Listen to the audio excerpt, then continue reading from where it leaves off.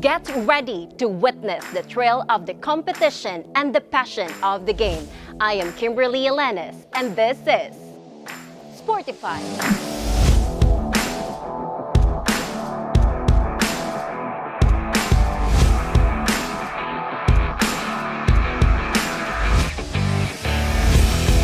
The anticipation was palpable and the energy electric as Bukal Volleyball Season 5 officially returns.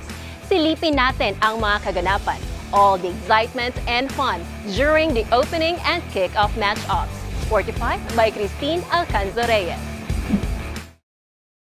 Ang inaabangang Bicol Universities and Colleges Athletic League or Bukal Season 5 nagsimula na at nagpapatuloy na maghatid ng kapanapanabik at maaksyong volleyball matchups. 5 teams sa women's volleyball at 8 teams naman sa men's volleyball ang magtatagisan para makuha ang ninanais na championship ngayong season. Una nga nagbakbakan sa men's volleyball ang Ateneo de Naga University at Universidad de Santa Isabel. Sa kanilang laro, agad dinumina ng Ateneo ang 3 set at nakuha ang kanilang unang panalo ngayong season. Ang mga bagong teams naman sa Bukal na Pasakaw Academy at ACLC Naga ang nagtagisan para magpakitang galing at makuha ang kanilang unang panalo. Present naman ang mga supporters ng bawat teams na talagang handa sa pagbigay suporta sa lahat ng kupunan. Hindi din naman nagpatalo ang University of Nueva Cáceres na siyang first runner-up noong nakaraang season na nakitagisan ng galing sa bagong team na Central Bicol State University of Agriculture na tinapatan ng galing ng UNC. Sa bakbakan ng dalawang teams, UNC ang nanaig at nag-uwi ng panalo. Sa ngalan naman ng women's volleyball, UNC Greyhounds at USI Falcons ang unang nagtapatan. Agad naman kinuha ng UNC Greyhounds ang momentum ng laro at nakuha ang panalo. Huling nagtagisan ng defending champion na NCF Lady Tigers at Ateneo Lady Knights. Ipinakita ng Lady Tigers na sila ang defending champion sa magandang performance na ipinakita nila. Pinangalan ng best player of the game si Raymarie Bombita. Ibinahagi niya ang kanyang personal preparation tuwing may laban at pinasalamatan ang lahat ng sumusuporta sa kanya. Beside po sa training, nag-extra po kaya ako every train. Bago po mag-training, nag-extra po ako walling or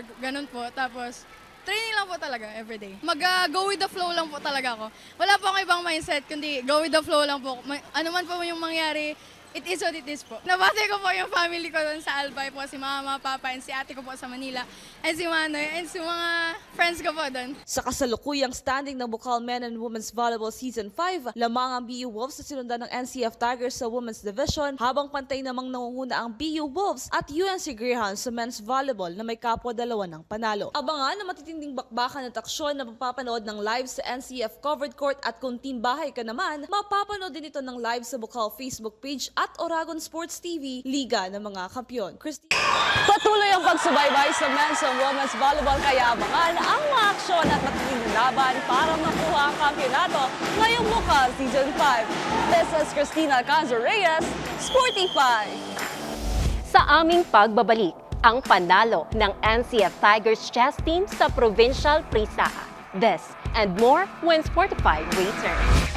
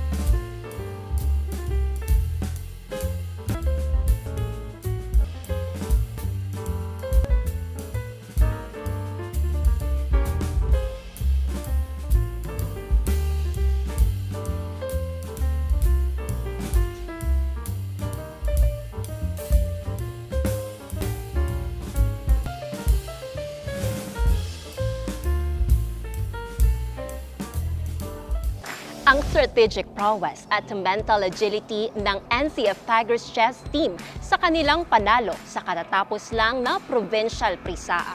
Sportified by Cristina Valenzuela.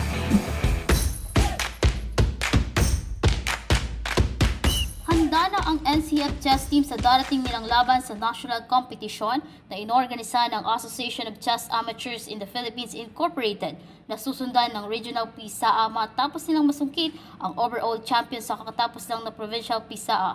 Parte ng kanilang preparasyon ang homework, problem solving at actual play. Para sa team captain na si Alaysa David, paalala niya na huwag kalimutan ang dahilan at inspirasyon sa paglalaro ng chess. Dagdag pa niya, labis nilang ikinagagalak ang makapagbigay ng karangalan sa NCF at nakakatulong ang sports na chess sa kanilang pag-aaral. Binabalik ko sinda sa reasons and motivations ninda kung paano ninda kinakawat ining chess. So pirming binabalik ko naman sa reason para at least magain ninda si strength na nawawala sa inda during the game. 8 years playing chess here at NCF, sobrang fulfilled ako na naitatao ko, naibabalik ko si pagpadangat sa moya ni President Mario. Saro ang chess sa nagpaklase sa moya from elementary to college, and now graduating na po ako, and proud ako to say na dako lang tabang sa kuya ang chess.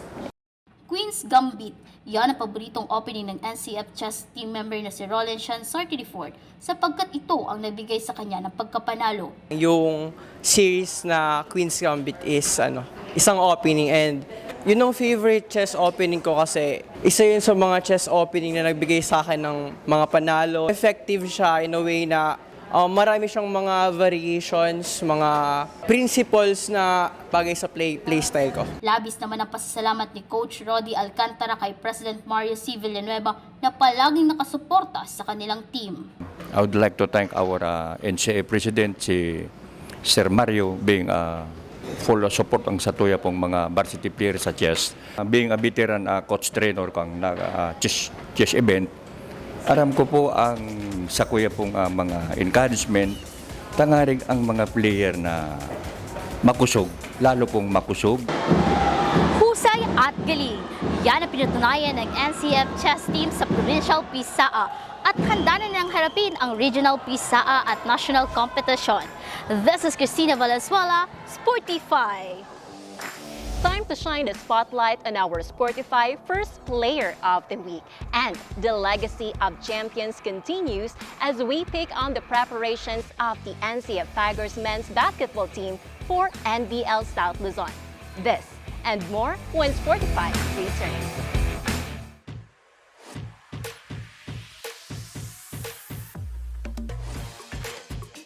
Ang inspirasyon ko bilang atleta, yung mga magulang ko, mga taong sumusuporta sa akin sa araw-araw na basketball na ginagawa ko. And syempre yung si God, kasi siya nagbibigay sa akin yung lakas at sipag. Ang motivation ko sa araw-araw, syempre yung pangarap ko tsaka yung maging successful bilang player, bilang estudyante, kahit sino naman atang tao, yun yung mga nagiging motivation nila sa araw-araw. Siguro yung nababangko ako, ganun. Siyempre, lahat naman tayo nagsimula sa mahina. Kaya siguro doon ako nahirapan. Siyempre, yun din naging lakas ko para magpagaling and maging player dito sa NCF. Siguro yung mga team na gusto kaming talunin, siyempre, di kami papayag na basta-basta na lang kami talunin. Kaya yun yung gusto ko talagang talunin. Victory para sa akin is yung nakamit ko yung mga pangarap ko sa buhay, naging successful ako sa mga pinaghirapan ko. Siguro yung mga gusto namin, nakukuha namin, yung mga needs namin sa araw-araw. Siguro yun yung victory para sa akin. Message ko sa mga kapwa ko atleta is yung maging masipag. And syempre, enjoy alagaan ng katawan. Syempre, kailangan natin yan yan yung investment natin para makamit yung mga dreams natin. Siguro yun lang, maging healthy, yun lang.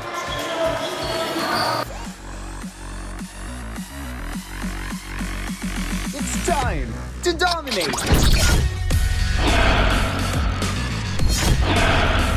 With its built-in high prioritization feature, charge into battle with low latency.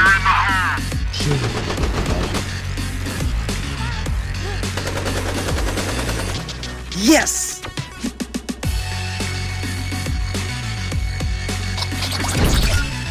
Get into the race with low jitter. Yes! Apply for a Game Changer plan now and experience great gaming with FiberX.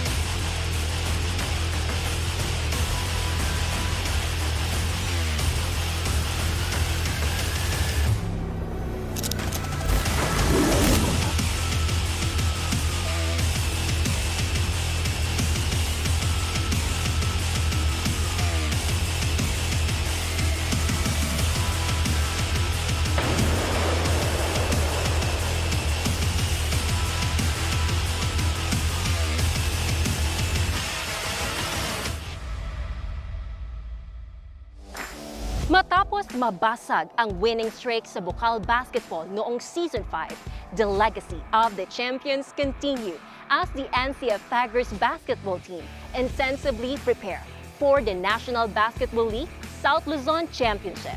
The Tigers' resilience on the hard court, sportified by Kelly Francisco. Simula pa lang ng taong 2024, agad na nagpakitang gilas ang kupunan ng NCF Juniors Basketball Team matapos lampasuhin ang iba't ibang teams sa National Basketball Training Center Local Qualifiers Game o NBTC. Offensive rebound dito para kay Nuwada. And Nuwada gets a point coming from that. Torrealo. Pero Palay. Fernandez. Libreng-libre para sa putas na iyon. Sa final game laban ng kupunan ng Shalom, naging mainit ang laro at maganda ang palitang puntos. Dik-dikan ng laban, pero sa uli, hindi pumayag ang NCF Cubs na mauusan sila sa championship game, kaya naman kanilang naiuwi ang kampyonato sa final score na 73-70. Para sa team captain na Christian Fernandez, balik ensayo physically and mentally ang kanilang team para sa darating na South Luzon qualifiers na gaganapin sa Batangas. Kung preparation po is everyday po kami nagti-training and sa mindset naman po talagang kondisyon po kasi lahat po hindi lang sa katawan pati na rin po sa pag-iisip. Sa kaunting oras na preparasyon ng team, malaking pasasalamat pa rin ni Coach Brian Ayo na naiuwi nila ang kampyonato. First of all, papasalamat ako kay Lord, kay Ina sa lagi paggabay sa amin sa biyahe, sa mga laro namin, especially ang venue namin nasa Albay. Then especially kay Boss, kay Sir Mario Villanueva na all-out support sa amin palagi. Then Ma'am Nelba Olaso, Sir Bing Rosales, my fellow coaches sa NCF, and yung school admins natin, employees, students, parents ng mga players ko, and mga nagsusuporta, naniniwala sa team. Maraming salamat po sa inyong lahat. Dahil sa pagkapanalo ng NCF Cubs, muling naiangat nito ang kanilang moral upang magpatuloy sa pag-ensayo at muling bumawi. Matapos maagawan ng trono sa nakaraang Bukal Basketball Season 5, kanilang sisiguraduhin na muling maibabalik ang titulo sa kamay ng mga Tigre. Para sa NCF Cubs, hindi kailanman hadlang ang pagkatalo dahil ito isang pribileyo na mas pag-igihan pa ang patuloy na pag-ensayo. Dahil sa uli, may kaakibat itong panalo. Kelly Francisco, Sportify. Sa aming pagbabalik, kilalanin natin ang pangalawang Player of the Week and more. You are still watching Sportify.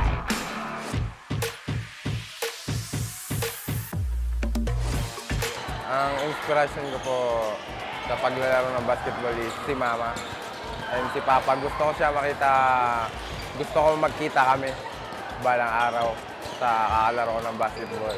Si Mama, yun yung naging motivation ko dahil sinusuportahan niya ako. Ang pinakamahirap kong moments is yung nakalaban namin yung NCF. Access to Del Rosario. Del Rosario kicks it to Hopio, almost losing that ball. 10 seconds to shoot here. Hopio trying to lose his defenders. Inside pass to Berse. Berse gets inside. That's good for two. Nahirapan kami sobra pero binigay namin yung lahat. Final score 88-74, winner, and will proceed to the finals. The NCF Tiger Cubs. Pangarap ko po ay makapagtapos ng pag-aaral, and maging PBA player champion balang araw. Pinaka gusto kong matalo NCF kasi siya yung malakas na team dito sa Naga, kaya siya yung gusto kong matalo. Ang tagumpay para sa akin is yun nga, makapagtapos ng pag-aaral, magkaroon ng magandang trabaho, mag-practice ng maigi, and huwag papabayaan yung pag-aaral kasi yung mga laro, nandyan lang yan. Mas maganda yung may diploma ka para magkaroon ka ng magandang trabaho. Yun.